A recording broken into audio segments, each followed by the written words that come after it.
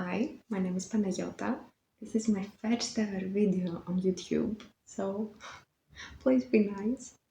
As you can probably tell from the theme of this video, I love books, and like any other bookworm, I wanted a place where I could talk about them. I have a TikTok account. I might even have a Bookstagram. I haven't started it yet, but I hope that it will be up before this video is up, so fingers crossed. Anyway, I love YouTube. I love editing. So this is a dream of mine. I have tried to make a YouTube video before, but it never got to be edited and uploaded. So I hope that this attempt goes well and you can actually see this. I really enjoy watching reading vlogs, but I was like, I could start with that, but people don't know anything about me. And I think that the best way to know somebody is to ask them about their favorite books. I mean, if you like the books that I like, you will probably also like my reading vlogs. So, anyway, let me introduce myself a little bit more. I said, my name is Panayota. I am 26 years old. As you can probably tell from my accent, English is not my first language. Actually, I am from Greece. Greek is my mother tongue, but I have a BA in English language and literature, and I have a master's degree in creative writing. So I think that my degrees have shaped me into a good reviewer. At least I hope. You might see some subtitles. This is because I'm not really proud of my accent, and whenever I talk in English, I have this voice inside my head saying that people do not understand what you're saying, and you also make a lot of mistakes. So, in order to avoid any misunderstandings, I decided to add the subtitles. I hope that it is okay. I'm used to watching films with subtitles, so for me, it is something normal. I don't know how you feel about it. You're free to let me know so I can have an idea of what I should do with my next video. Let's just cut to the chase. What are my favorite books? What are the like my 6 out of 5 star books? Okay, let's start with an honorable mention. This is Pride and Prejudice by Jane Austen. This was the book that made me fall in love with literature. I have a terrible memory. I don't remember important things in my life, and especially I don't remember much from when I was a child. But I have this vivid memory of me lying in my sister's bed and reading Pride and Prejudice and reaching the end of a chapter and just moving on to the next and doing that multiple times because I just couldn't stop reading. So that was the first moment that I got this joy out of reading. If you ask me now, I don't remember anything from the book, but I know what happens because, of course, I have watched the film adaptation with Keira Knightley many times. So now the first book on my favorite list, although they're not in order, just because it's another classic, we'll go with Wuthering Heights. When I was an undergraduate student, I chose a Gothic class and we had to write a research paper. I hadn't read Wuthering Heights, but I knew that it was like an iconic classic, so I was like, alright, let's do this. I read it and I remember that I couldn't understand why our protagonist acted like that. Then I started reading academic articles and everything became clear. Everything started to make sense. And it was one of the moments that I understood the depth of literature and the magic of it, the subtext, and how it is inspired by real life. Maybe I should say what Wuthering Heights is about. Because I don't have the book here with me, my copy is in my parents' home. Let's find a synopsis online. Okay, so Emily Bronte's novel of impossible desires, violence, and transgression is a masterpiece of intense, unsettling power. It begins in a snowstorm when Lockwood, the new tenant of a house, a big house, on the bleak Yorkshire moors, is forced to seek shelter at Wuthering Heights. There, he discovers the history of the tempestuous events that took place years before, the tense passion between the fondling Heathcliff and Catherine Earnshaw, her betrayal of him, and the bitter vengeance he now wreaks on the innocent heirs of the past. The reason that I love Wuthering Heights so much is the fact that Catherine and Heathcliff are so complex characters. It was hard for me to understand them and to see how they were thinking. They felt like real people. And I think that the most interesting realization that I had while reading the book was that even though they lived so far from societal norms, and the idea of hierarchy and having power and someone being better than someone else was still inherited to them. And of course, it is like an iconic and really intense love story, and something that it will come up in a little bit. Just because, as I said, like I have terrible memory, I forget very easily.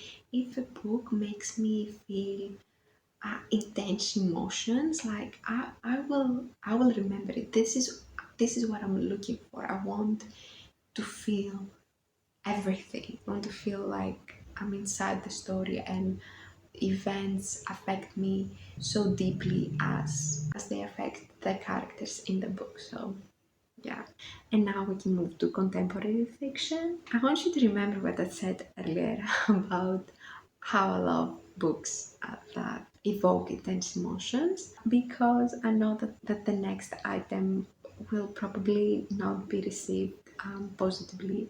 Let me start by saying that I do not recommend you picking up this book if you're not in a good mental state, or if you do not enjoy reading heavy books. My next favorite book is A Little Life by Jaime Gihara. Okay, let's start with a synopsis. When four classmates from a small Massachusetts college moved to New York to make their way, they're broke, adrift, and buoyed only by their friendship and ambition.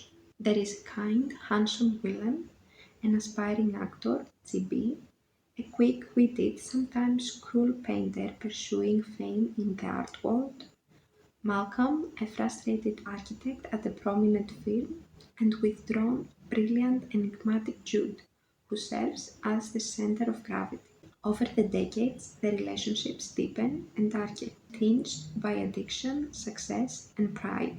Yet, the greatest challenge each comes to realize is Jude himself. By midlife, a terrifyingly talented lawyer, yet an increasingly broken man, his mind and body scarred by an unspeakable childhood and haunted by a degree of trauma that he fears he will not only be unable to overcome, but that will define his life forever. As the summary hints, Jude has been through many traumatic and disgusting circumstances that are narrated in detail in the book. So, if you have read it and you've read it, it makes sense. I agree that this can work as a trauma porn for sure. However, for me, all the abuse that Jude goes through as a writing choice is justified by the fact that just because a person has gone through one traumatic event doesn't mean that another bad thing cannot come to them. And this is how it is usually in books.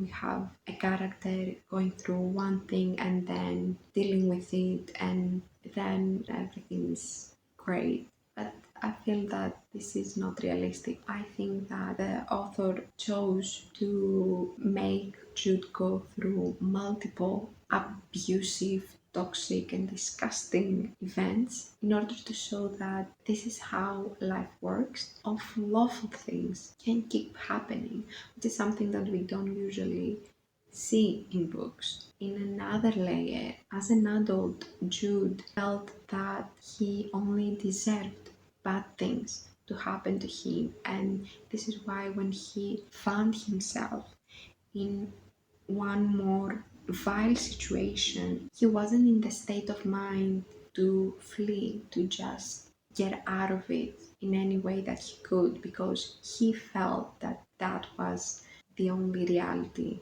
that he deserved, which of course, as readers and as humans, we know that this is not the case, but this is how Jude felt.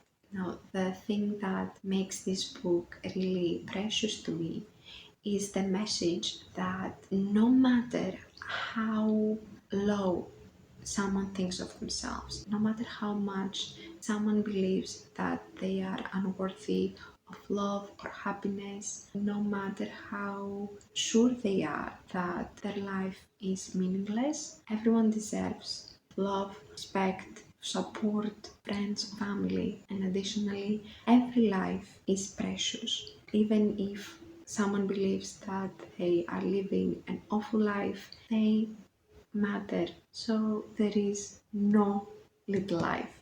This is why I love this book. In its dark world, there are glimpses of hope, and this feels so realistic to me that all I can do is love this book. Now, the third book on my top books list is I'm Thinking of Ending Things by Ian Reid. What is this about? A woman embarks on a road trip with her new boyfriend amid doubts about her commitment. They are visiting his parents' remote farm. When the two take an unexpected detour in a snowstorm, she is left wondering if there is any escape at all.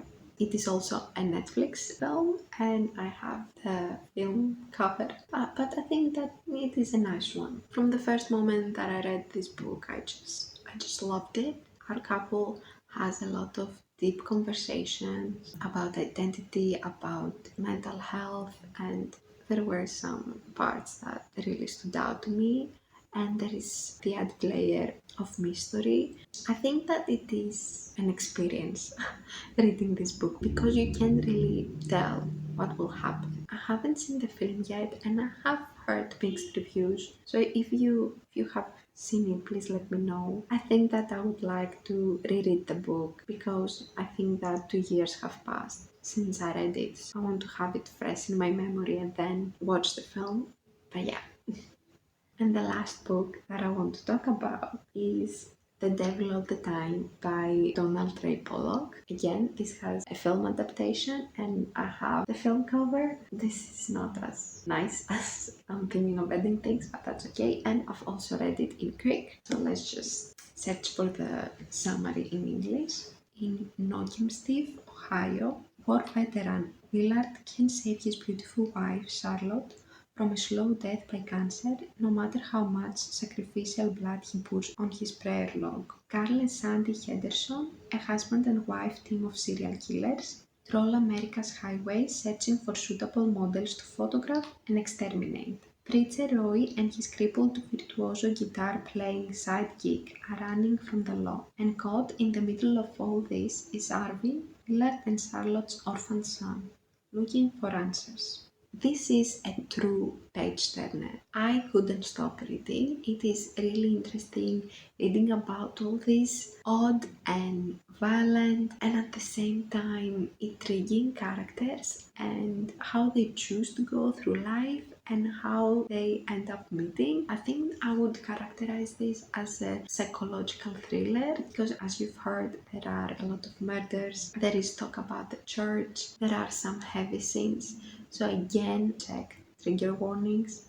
Did I mention that? We definitely check trigger warnings for Little Life, or just know that all the trigger warnings that you can think of apply to A Little Life. The Devil All the Time is also a book that I would not recommend to people who are not okay at reading heavy stuff. I will add a TikTok with my review on it just because I filmed this video the day after I finished reading this book. I will add it now. Hey, this will be a quick review of the book The Devil All the Time by Donald Ray Pollock. We follow a set of very violent, immoral and amoral characters after the Second World War in Ohio. You should definitely check the trigger warnings for this book because it is full of crimes and murders. However, what I really loved about it is the writing style. The narration lacks any emotion, and this matches the goal of the book perfectly. Let me tell you why. One of the things that makes us human is our emotions, and the characters in this book are so full of their emotions that they end up killing other people. The fact that they become murderers makes them lose their humanity, and I feel that what this book is trying to do is to make readers feel sick of all the violence and the crimes and the killing that is going on. Now, the fact that we have so many characters and they are going through so many different things makes this book a page turner.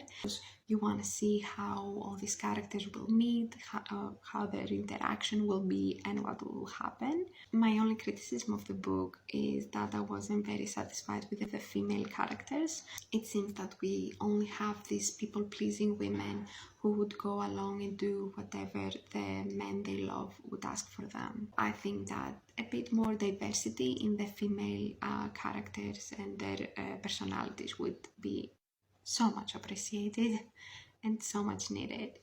I should also say that I watched the film, and I think that the book is better because reading the book gives readers all the necessary time to actually get to know the characters and to really root for them, while that doesn't happen in the movie. So if you are okay reading really dark and grim stuff, then you should give The Devil All the Time a go. So yeah, these are the best books of all time for me. Generally, I tend to pick up literary fiction, literary thrillers, psychological thrillers, classics, and if there is like a weird plot, I will get intrigued. And I'm now getting more into romance because I love and I don't know why I haven't picked more romance books. I would love to learn which are your favorite books. Please write them in the comments and I might pick them up. Let's hope that I will see you at my second ever YouTube video. Bye!